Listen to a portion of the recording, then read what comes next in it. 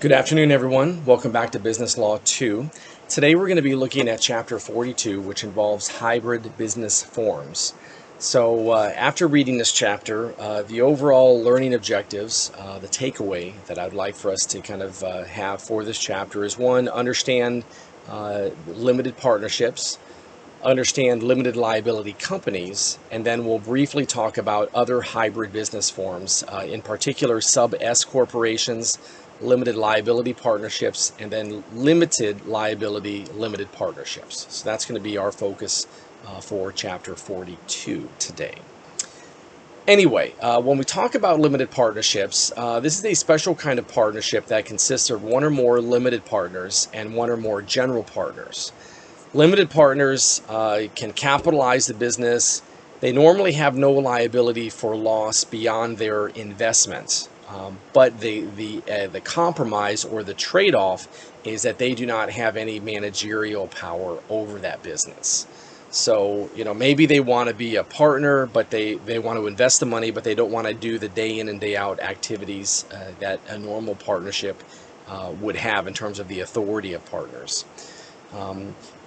General partners, they're the ones that manage a business. General partners are the ones that have unlimited personal liability.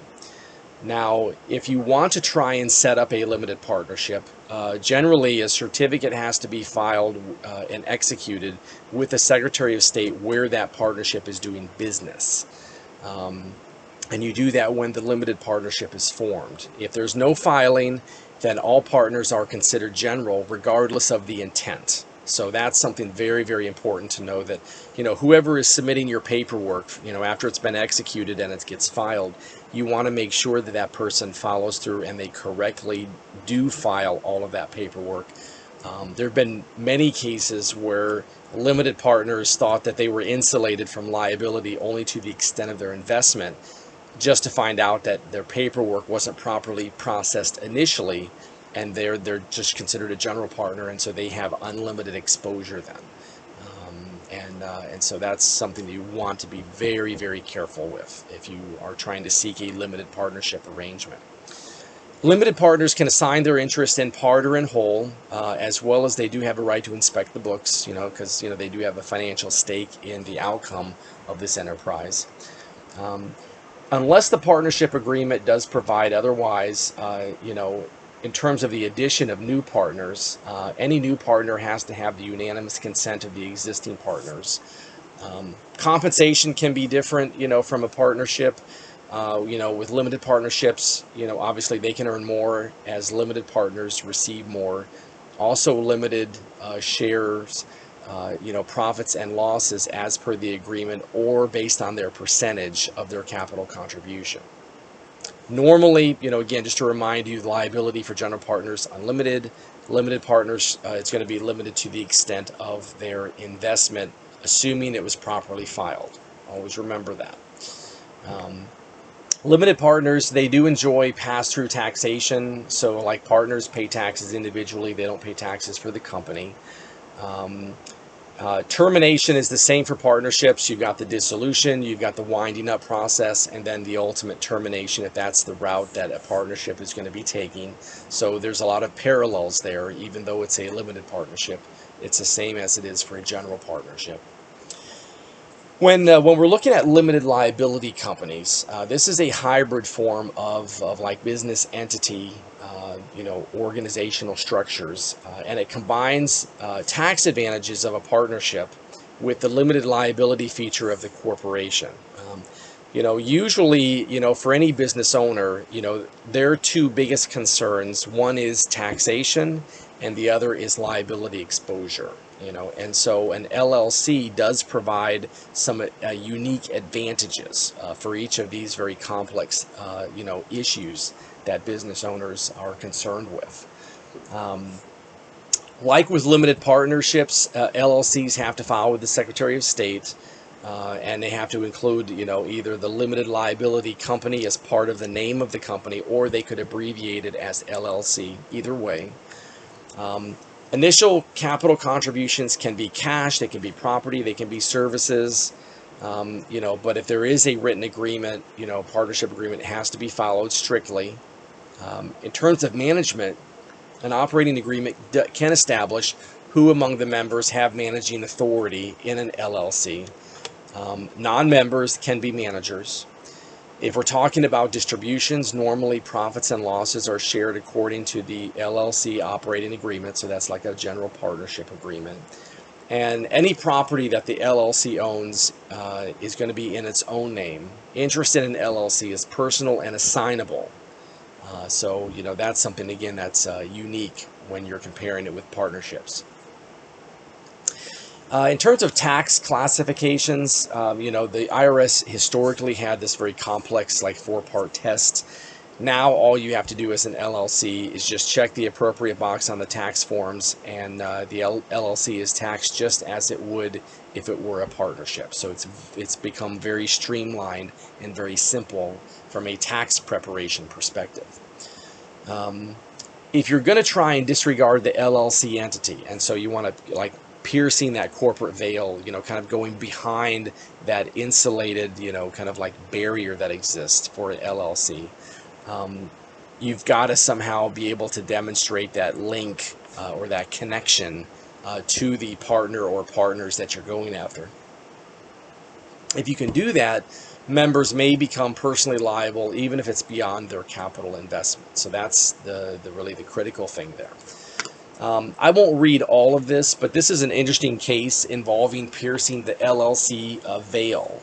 And so, one of the things that you always want to kind of look for when you're piercing the veil is, was there any type of effort to, kind of, deceive or, kind of perpetrate some sort of like fraudulent activity, so that you create this, like, whether it's a corporation, a partnership, LLC, whatever the entity form is, and then you just have it exist as this business in order to kind of get as much profit out of it that you can generate without having to maybe pay your liabilities, and then it becomes defunct or you go bankrupt, but you have already secreted all these profits or proceeds.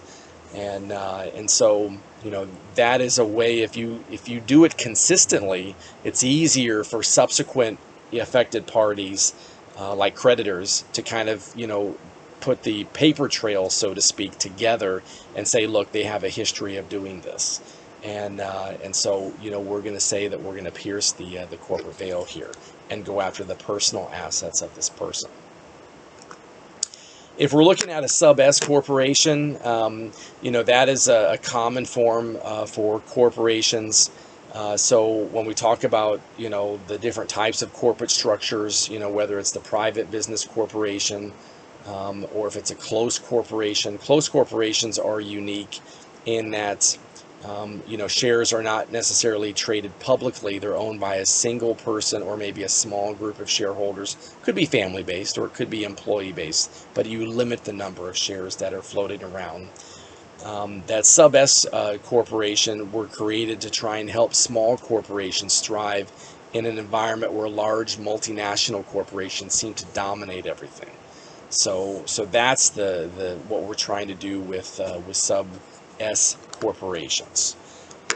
So in terms of like some examples of the subchapter S corporation, in terms of not having to pay corporate income tax and the liability is limited to the investment, in order to receive this type of benefit, it has to be created in the United States, the sub-S corporation. It cannot have more than 100 shareholders, so they've limited or capped the size. You can only have one class of stock. If you recall, when we talk about stocks, there's like, there's like priority, there's common stock, there's different levels. But with the sub-S, everybody has the same class of stock. Your business cannot be a bank or some type of thrift institution, which is a financial institution that accepts consumer deposits. It can't be an insurance company, and it has to be, treated in terms of capitalization like a regular corporation. So these are just some of the restrictions that are in place regarding the subchapter S corporations. But if you can do that, then the benefit is not having to pay corporate income tax, that issue of double taxation.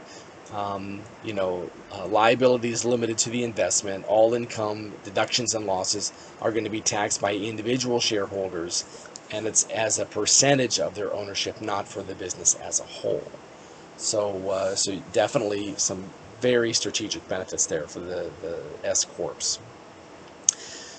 When we're looking at limited liability partnerships, a limited liability partnership is this new form of business organization, and it allows existing partnerships to kind of convert to this form without any type of major renegotiation of the underlying partnership agreement. As long as the majority of the partners agree to this form, the LLP, then notice has to be given to the Secretary of State, and then the partnership has to include in its name LLP, that status, in order to give notice to the world, essentially, that individual members are not going to be personally liable for firm liabilities. If the LLP does experience or incur liability, the innocent partners are only subject to the extent of their investment, and the partners responsible are the ones that do not enjoy such protection. The next two slides, again, I'm not going to read all this, but it's a good reference to kind of, it sorts through, for general partnerships, limited partnerships, LLCs, LLPs, creation, liability, management, and dissolution, kind of like what happens in each of these steps or phases for each one of those. So it's a good kind of wrap up for this chapter. Anyway, as you have questions, like normal, please feel free to message me, call me, email me, whatever is easier. But do have a good, safe, productive rest of the week, and I'll be chatting with you all online. Thank you so much. Bye-bye.